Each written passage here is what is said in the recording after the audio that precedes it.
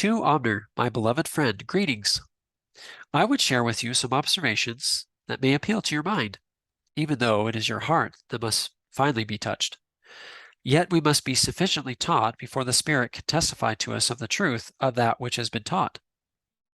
I am astonished at the efficiencies of righteousness. By this I mean, Prince Abner, that the great governmental systems built up in the cities you and I have known are perpetually preoccupied with the pain of obtaining compliance from citizens toward their government and toward each other. Servants are piled upon servants, and functionaries check on other functionaries. Much wealth is spent to strive to ensure that men deal justly one with another. The city of the Lord is different, wherein we seek not only that which is better, but that which is best. Filled as our city is with people who are increasingly of one heart and of one mind, and who are moved by the same basic beliefs, there is need for less and less in the way of structure to see that people do their duty toward each other. Here we do not divert people from their own labors into wasteful secondary tasks. Basic love and honesty obtain increasingly between our people. When the inner man is changed, we have less and less need for outer controls. Men here do not hold back from doing their duty one toward another, from being honest one to another, because they love each other. They love each other even more deeply because they keep the first great commandment, to love the Lord their God with all their heart, mind, and soul. When men do not have a mind to injure one another, there is no need for sentries over society. Here men pay their debts, often paying back even more than they borrow. Here fathers know that their chief duties are to God, to family, and to the city. They prize their wives and children as eternal possessions to be cultivated more tenderly and diligently than any earthly crop.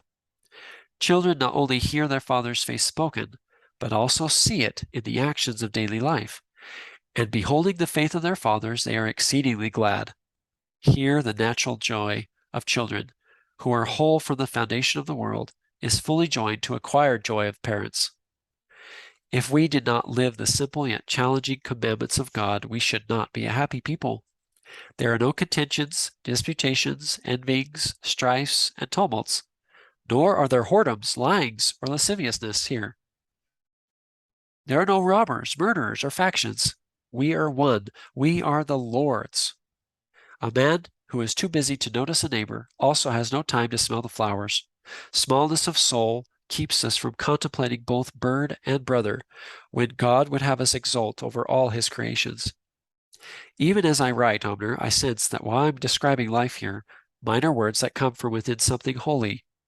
Yet you, reading my words, are nevertheless outside that which I seek to describe.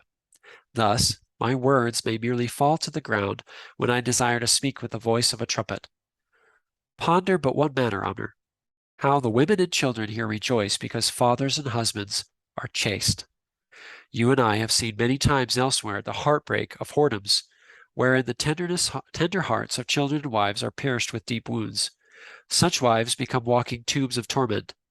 Indeed, if the city of Enoch were a city of chastity only, how great would that blessing be even so? But the Lord's city is even more than a chaste city, for our chastity but manifests our other beliefs as well, such as our belief in a life to come. I am fully persuaded, Abner, that when a people have a slackening of belief in man's immortality, immorality will then increase among them. Without respect for God, they will have little respect for themselves. In this city, we learn from each other, being taught much by our friends. One such happy circumstance was a man new to our city who came to us much worried by his lust of mind. He was desirous of doing that which is right, yet his past determinations to purify his imaginings had ebbed like the tide. It was after yet another such moment that I partnered with him in prayer. As he sought the Lord mightily and steadily, I knelt at length by his side. I both felt and saw him gather strength, such as never had been his before, that he might make an end to his lapses into lust. Forgetting not his fervent petitions, he thereafter did these things. When evil entered his mind and heart, he made no place for it to tarry, but at once turned his thoughts to things of virtue, that light might dispel darkness. He likewise at once sought how he might serve others, that his energies would be turned away from what he might do to please himself, and toward the fresh considerations that flow from seeking the welfare of others. And thus he dallied not with temptation, managing ere long to look upon women not as a pleasure to be contemplated, but as his sisters. I was a nearby witness to the manner in which this friend did make strong determination to be chaste of mind and heart, persisting in that promise and anguishing his soul no more with determination laid upon determination. Thus the energy of his soul could be expended in good causes, being no more wearied down by endless enticements. Abner, I do not say that to do such is easy, but it is necessary. Such can be done in like manner in whatsoever things sorely trouble a man's soul. Of a truth, temptation is not a gate that can be opened by force of arms. It opens only inward, as moved by the arm within, for each man is the gatekeeper of his soul. Everyone here, in seeking the interest of his neighbor, seeks the larger interest. As a man blesses his neighbor, he also blesses himself. But the contrary is not always so. Let a person or a people persistently seek only their interests, and there will finally come both a poverty of purse and a shrinking of soul. I would not have you believe that all is easy herein, or perfect.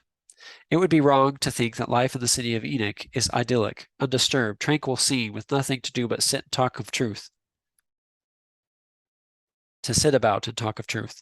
There are duties to be done, skills to be put in service. Because neighbors love neighbors, each man learns his duties. For each his work is his love made manifest for mankind. We soon learn here that it is not enough to abstain from acts adverse to our fellow men. We must also be anxiously engaged in good causes that lie unattended and all about us every day. At first, perhaps one is almost too conscious of trying to help others, and therefore his Christianity is too conspicuous and even condescending. It is a great joy to learn later how to help gladly and quietly and without acclaim. By being busy in the daily duties of life here, one almost loses consciousness of his progress. Otherwise, we would be forever pulling up the flowers to see how the roots are doing. In this city, the citizens are more concerned with the truthfulness of their utterances than with the manner of their speaking. They give more thought to the content of their speech than they do to smoothness in their speaking. This delightful difference accounts for much of the happiness here.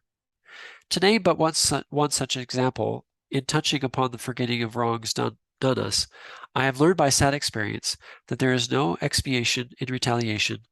Vengeance not only prolongs conflict, but also deepens and widens it. Thus, forgetfulness and forgiveness, by being intertwined, make strong the cords of brotherhood. Eternal things are always done in the process of time. Men are ripened in the righteousness as the grain is ripened. Each process requires rich soil and the sunlight of heaven. Time is measured only to the impatient men. Direction is initially more important than speed. Who would really want momentum anyway, if he were on a wrong course? If men make prior place for things other than Christ, they have failed to make the one choice that will free them from the trap of time. Learning here in this special city is a mixture of duties and doctrines, for if we believe the things Enoch has taught us, we must also do them. Here what begins as a duty soon becomes a delight. In happiness there is more energy to expend. With misery, there is first a holding back in hesitancy, and then a falling back in despair. Do not be vexed by our sitting apart, Abner. The issue is not our separation from our fellow men, for in the wisdom of the Almighty, such separation is sometimes necessary for a season to prepare or to preserve a people. Those who bemoan or belittle our separation should first ponder their own separation from God. Without first seeking and acknowledging his fatherhood, there can be no everlasting brotherhood of men. You wrote some time past of the ostracism that is coming to you. It can be a blessing when men separate you from their company, Abner, for their reproaching of you is not friendship lost, but opportunity gained to see them in their true character. I testify now, Abner, of the living prophet Enoch. He is not only more pure than the clever men of the world, but he is much more interesting. Righteousness increases the uniqueness of our presence, but sin sinks us into sameness.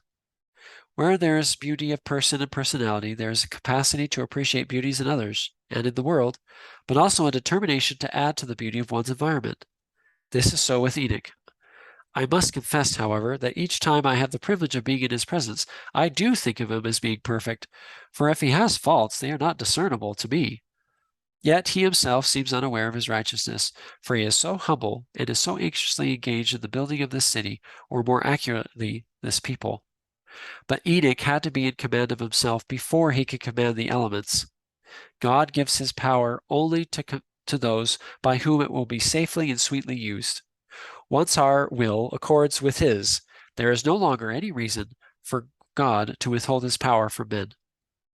You must not suppose that ease has been the lot of Enoch. Many a snare has been laid for him, and many a trial has been met and conquered. How else could he say to us that often we receive no witness from God until after the trial of our faith? Thus, Enoch's great faith has kept him pure, not the neglect of the adversary. Enoch knows and has taught us that the powers of heaven cannot be handled except upon the principles of righteousness. They cannot be used to gratify our pride or ambition or to control the children of men. Enoch, therefore, leads by persuasion and by long suffering. Lo, how many years now has he loved and led this people? His love for his fellow men is unfeigned, and virtue garnishes his thoughts without end. Thus he can walk and talk with confidence when he is in the very presence of the Lord.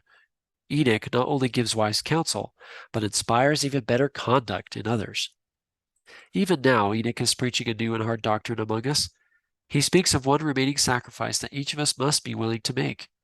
I know not fully what he means. I must make an end to writing and be about my duties. Be assured of my love and of sincerity of the convictions that long since brought me into this band of believers. Accept of my humble witness that Enoch is a prophet. Zion, Omner, is where the pure in heart dwell, and where there is no joy, where there is joy of countenance. By contrast, in hell there are no smiles. You will recall that many years ago in a previous epistle I had hoped that you might come quickly to me, because I sensed that I might be beginning to believe. I was deeply disappointed you did not wait upon me at that time. But now I am glad that nothing interfered then with the great and significant step I took in my life. Yet I must warn my neighbors in mildness and meekness, and not with overbearance. And if I ever had a neighbor whom I loved and love still, it is you, Omner, your distant but ever affectionate friend, Mahijah.